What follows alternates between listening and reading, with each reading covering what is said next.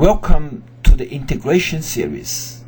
Historically, the development of integral calculus, like the development of differential calculus, was motivated by geometric problems, which is to find the area of a region in a plane.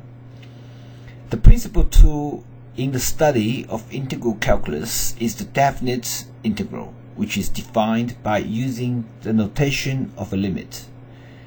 The integral can be used to solve many geometric problems, including area, length of curves, and volumes, and the surface area of solids.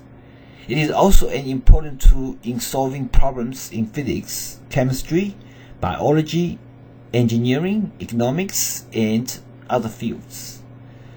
The two branches of calculus, differential calculus and integral calculus, are intimately related. This relationship is established by the fundamental theorem of calculus that simplifies the calculations involved in solving many problems. Integration is an art form and a skill that all mathematical students must possess. This requires a lot of practice to become proficient. Students are encouraged to attempt as many of the exercise questions as possible. In the first session of this integration series, we will introduce the concept and notation of integration, the relation between the area and the definite integral. We will also demonstrate basic integration rules for different types of elementary functions, along with the skills of how to apply them through several worked examples. Hello, Math Champions! I'm Dr. Chen. If you want to improve your math skills and understanding so that you gain confidence, enjoy math more, and get better results, click subscribe and hit the notification button so that you don't miss anything. Welcome to the first session of this integration series. Before going through the worked examples, we herewith briefly explain the notation for antiderivatives. Generally speaking, when solving a differential equation of the basic form dy by dx equals f of x, it is convenient to write it in the equivalent differential form dy equals f of x times dx. The operation of finding all the solutions of this equation is called anti-differentiation or indefinite integration and is denoted by an integral sign. The general solution is shown at the right here. The antiderivative of f of x with respect to x equals to its primitive function f of x plus an arbitrary constant c. Here the differential dx serves to identify x as the variable of integration. The term indefinite integral is a synonym for antiderivative, as it can be seen that the differentiation is the inverse operation of integration. dx of the integral of f of x dx equals f of x. As for definite integral, suppose that the function f of x is a continuous function within a closed interval a and b, and f of x is positive for all x in this interval. Then the area under the graph equals f of x from a to b is called the definite integral of f of x dx valued from a to b, which is denoted by the integral from a to b of f of x dx. Hence, the definite integral has the following basic properties. The definite integral from a to a of f of x dx obviously equals 0. If f of x is integrable on a closed interval between a and b, then the integral from a to b of f of x dx equals the negative integral from b to a of f of x dx. Again, if f of x is integrable on three closed intervals determined by a, b, and c, then the integral from a to b of f of x dx equals the integral from a to c of f of x dx plus the integral from c to b of f of x dx. Here we show some of the basic indefinite integration rules with the differentiation formula on the left and their corresponding integration formula on the right. Since the differentiation of any constant is 0, then the integral of 0 is an arbitrary constant c. Accordingly, the integral of k dx equals kx. Please note, we ignore the arbitrary constants here. So when using these formulas, you need to add an arbitrary constant for every integration formula.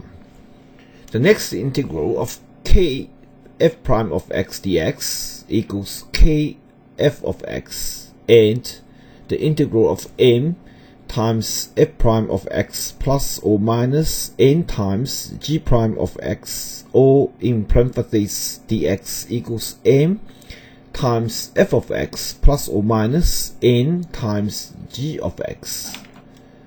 The integral of kx raised to the nth dx equals k over n plus 1 times x raised to the n plus 1, where n does not equal to -1.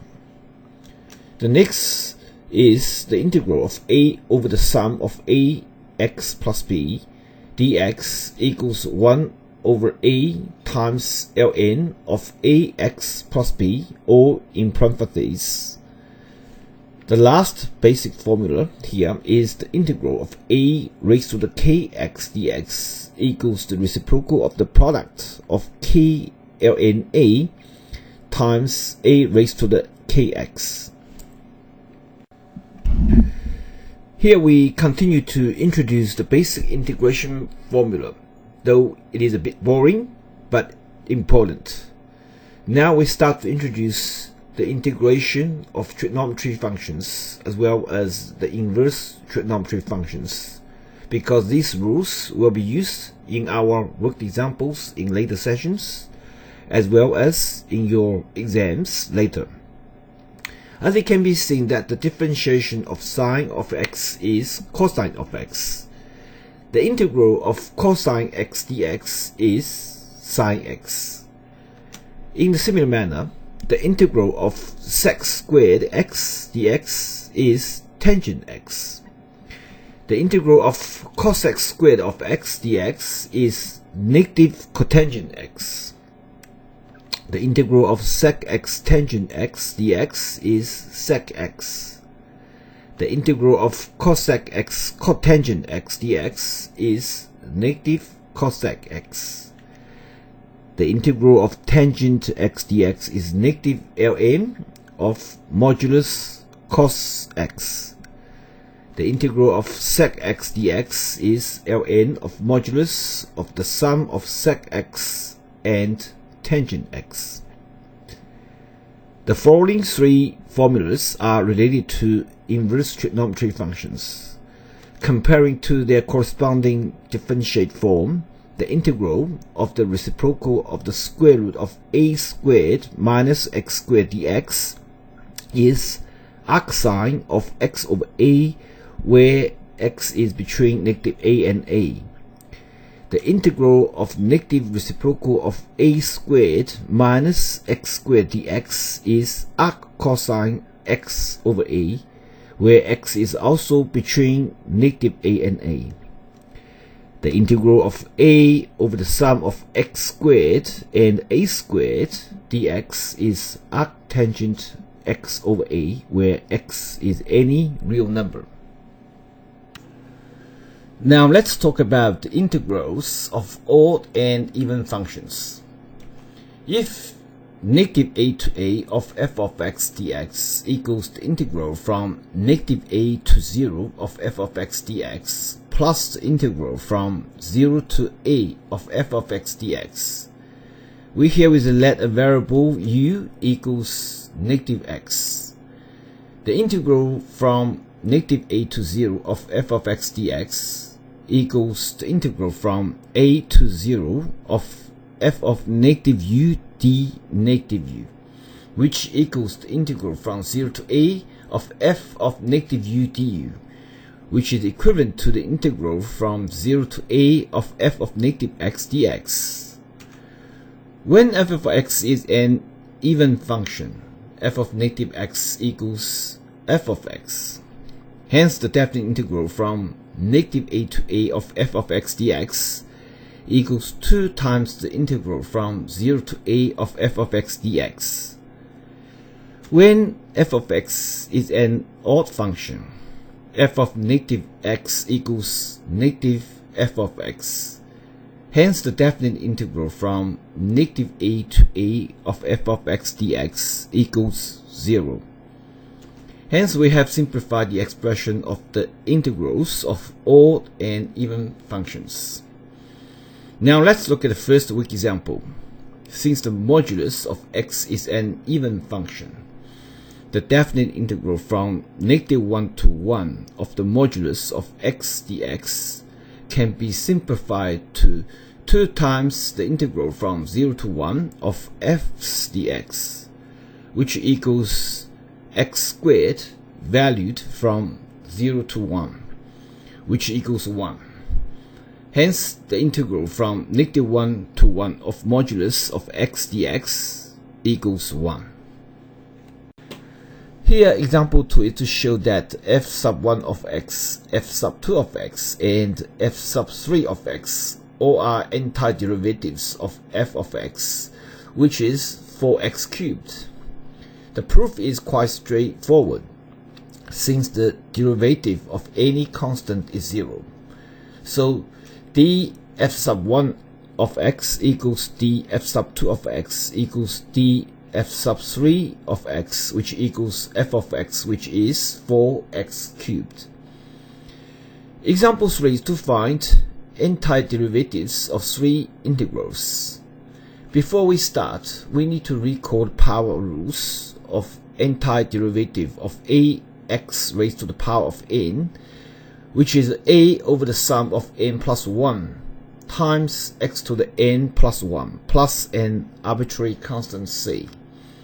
In the meantime, the properties of anti-differentiation are also applied, as it can be seen on the screen that the integral of m of fx plus or minus n g of x dx equals m times the integral of f of x dx plus or minus n times the integral of g of x dx. Hence, for question 1, its antiderivative equals the integral of 3 times x to the power of 1/3 dx minus the integral of 5 times x to the power of 5 over 4 dx, and after the rules being applied, it becomes 9 over 4 times x to the power of 4 over 3 minus 20 over 9 times x to the power of 9 over 4 plus c. Here we continue to work on question 2 and 3 of example 3. As for question 2, it is written to 3 times the integral of x to the power of 3 over 4 dx minus 7 times the integral of x to the power of 1 over 2 dx. After the power rule of integration, as shown in red, being applied, it equals 12 over 7 times x to the power of 7 over 4 minus 14 over 3 times x to the power of 3 over 2 plus c. As for question 3, it can be written to 4 times the integral of x to the power of 3 over 4 dx minus 12 times the integral of x to the power of 5 over 3 dx.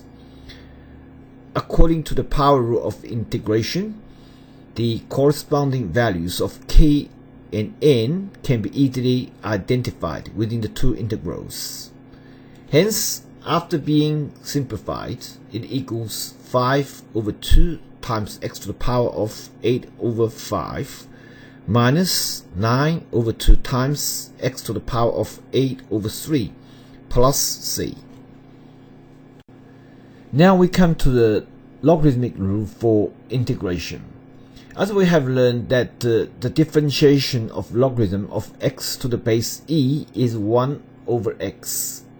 Hence the integral of 1 over x dx equals natural logarithm of modulus of x plus a constant c. However, if u is a differentiable function of x, the integral of 1 over u du equals natural logarithm of modulus of u plus a constant c. In worked example 4, we demonstrate how to find an integral of 1 over the result of 4x minus 1 dx. According to the above, we let u equals 4x minus 1. Hence, du equals 4 dx, or dx equals 1 over 4 times du. So the antiderivative is written to 1 over 4 times the integral of 1 over u du, which equals ln of modulus of u plus c. Then we substitute back by 4x minus 1. Hence the antiderivative equals 1 over 4 times ln of modulus of 4x minus 1 plus c. Example 5 is to find 3 antiderivatives using the substitution technique. As for the first question, we let u equals 3x plus 2. Then du equals 3 dx. Hence, the antiderivative is written to 1/3 times the integral of 1 over u du, which becomes 1/3 of ln of modulus of u plus c. Then we substitute 3x plus 2 back into the expression and equals 1/3 times ln of modulus of 3x plus 2 plus c. Here we continue to work on question 2 and 3 of example 5. As for question 2, we herewith assume u equals x squared plus 2x. Hence du equals 2x plus 2, or in parentheses dx. So the antiderivative equals 1 over 2 times the integral of 2x plus 2, or over the sum of x squared and 2x dx, which equals 1 over 2 times the integral of 1 over u du, which is 1 over 2 ln of the modulus of u plus c. After being substituted back, it equals 1 over 2 times ln of the sum of x squared and 2x plus c. In question 3, we assume u equals x cubed plus x. So du equals 3x squared plus 1, or in parentheses dx. Hence, the antiderivative is written to the integral of 1 over u du, which equals ln of the modulus of u plus c. After being substituted back, the antiderivative equals ln of the modulus of x cubed plus x plus c. Here example 6 is to find the integral of tangent x dx. Since tangent x can be written to sine x over cosine x, and we also know that the differentiation of cosine x equals negative sine x, so we let u equals cosine x, and then du equals negative sine x dx. Hence the integral of tangent x dx is written to negative integral of u prime over u dx, which can be written to negative integral of 1 over u du. After being substituted back, the integral of tangent x dx equals negative ln of the modulus of cosine x plus c. Example 7 is to find the integral of sec squared of x over tangent x dx. Since we know the differentiation of tangent x equals sec square of x, and the antiderivative equals the integral of 1 over tangent x d tangent x, which equals ln of the modulus of tangent x plus c. If you enjoyed this video, please give it a thumbs up and subscribe to help me make more math content like this. I will see you in the next video.